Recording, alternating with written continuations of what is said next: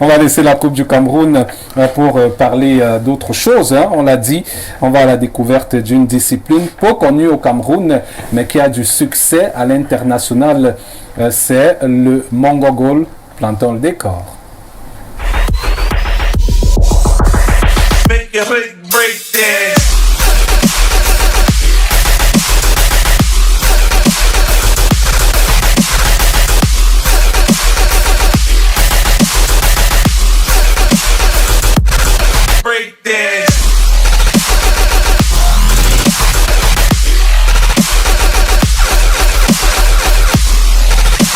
On va accueillir une fois de plus le président de la Fédération internationale de Mongogol, Daniel Ekoumou. J'ai envie de vous demander qu'est-ce qui vous a inspiré à créer ce concept. C'est tout un livre d'histoire, si je vais vraiment puiser au fond. Ouais, vous savez, avant d'atterrir dans le Mongogol, je suis d'abord un promoteur sportif parce que si vous voyez aujourd'hui l'équipe nationale de handball féminine, si vous avez 12 joueuses, je crois que dans mon écurie, il y en a eu au moins 6. J'en parle pas des professionnels. Bon, je suis un mordu du sport, d'abord dans la base. Mais justement, c'est que j'avais une frustration. C'est comme tous ces coachs qui sont là, ils ont des belles idées et puis ils sont toujours étouffés, leur élan est étouffé. Ils n'arrivent pas à exprimer toujours jusqu'au bout ce qu'ils ont. Peut-être parce qu'ils n'ont pas les moyens qu'il faut pour le faire. Bon, alors il était question de voir quelque chose qui aussi va nous permettre d'exister de nous-mêmes. C'est-à-dire quoi, pour ne pas trop parler, regardez un peu au niveau de nos établissements scolaires. Ils n'ont forcément pas des grandes cours, mais que les enfants veulent pratiquer du football. Et c'est difficile au point où les responsables de ces écoles amènent ces enfants à faire peut-être du hand ou du volley. Alors les garçons veulent toujours jouer du pied. Alors il fallait créer quelque chose qui est adapté à notre contexte africain. Vous savez, le Mongol, c'est le plus vieux sport du monde. Ça, il faut déjà que vous le sachiez, c'est le plus vieux sport du monde. Jusqu'aujourd'hui, le football pratique le Mongol. Ils ont les ateliers avec les petits goals. On fait un jeu au Mongol dans nos rues.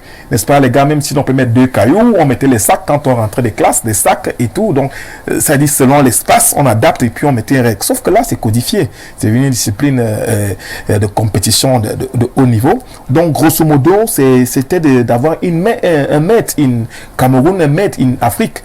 Vous constatez, je vous prie encore de croire que pour que une équipe africaine gagne le mondial de football, vous voyez que c'est difficile. Regardez les Jeux Olympiques. Tout ce qui est comme Jeux Olympiques ne vient pas de chez nous. Et nous sommes toujours parmi les derniers parce que c'est les espoirs, une médaille et puis on s'en contacte. Il faut donc commencer à montrer aussi aux Occidentaux que prochainement l'expertise sera ici en Afrique et notamment au Cameroun.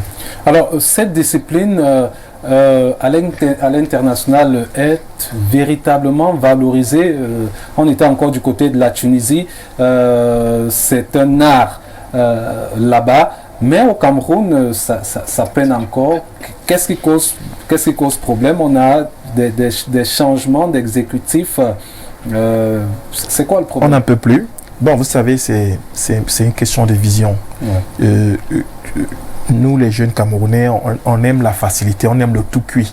C'est-à-dire, quand tu vas les appeler pour que, bon, voilà, on va mettre la main tous dans la pâte, à peine il dure un mois, il se rend compte qu'il a déjà trop donné, il ne peut plus.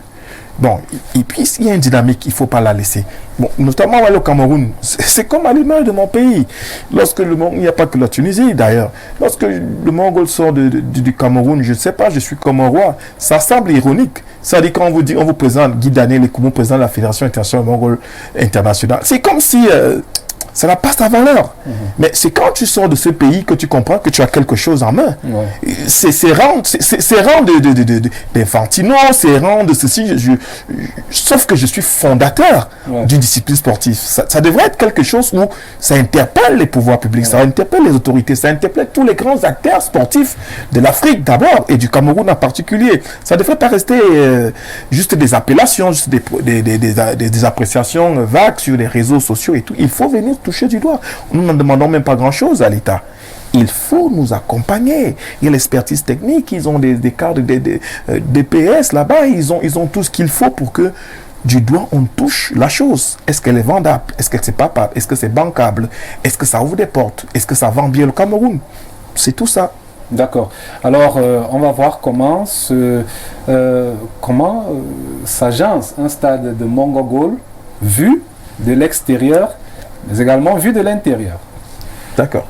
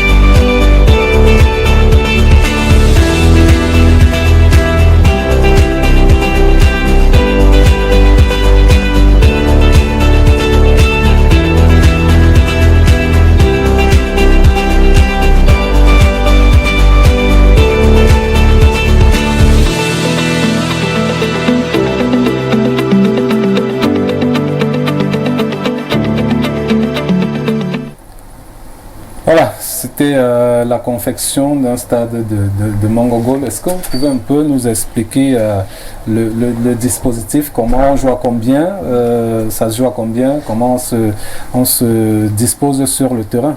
Oui, déjà, il faudrait préciser une chose, ça c'est une pré-maquette de ce stade qui sera basée à Kribi. Nous avons eu, n'est-ce pas, un bienfaiteur libyen qui s'est engagé à nous aider. Donc, c'est déjà un plus. Nous sommes à la pré-maquette. Ce n'est pas encore du produit fini parce que là, vous n'avez pas vu les vestiaires, vous n'avez pas... Parce qu'en fait, aujourd'hui, et c'est des mini-stades, hein, c'est les 1000 places, maxi 2000 places. Et puis avec la vie à l'intérieur, c'est baptisé les Era Life. C'est stade parce qu'à l'intérieur, vous aurez de tout. Ces petits stades. Donc là-bas sera à Kribi et également le centre technique international. Donc le Mongol c'est quoi? C'est que c'est 8 joueurs hein, par équipe sur un terrain de 25 sur 50 avec des appellations dont les joueurs ont également leur appellation, c'est-à-dire vous avez 8 joueurs, vous avez un joueur qui joue derrière, qui fait office de gardien qu'on appelle au garde. Maintenant sur les côtés, vous avez souvent les latons en foot, on les appelle les avant-gardes gauche et droite. Devant, au foot, vous appelez le libéraux ou le stopper, lui on l'appelle le cuirasse. Et maintenant celui qui régule le jeu, celui qui arrange, on l'appelle le planiste. Et maintenant sur les flancs là, sur les ailes, on appelle flanc gauche, flanc droit. Et l'attaquant c'est le finisseur.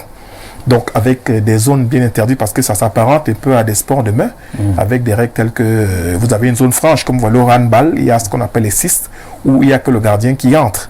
C'est notamment ça aussi au Mongol, où c'est la zone franche, où le garde est le seul entré, les joueurs de champ n'y entrent pas. Bon, maintenant pour qu'il y entre, il y a bien sûr tout un règlement.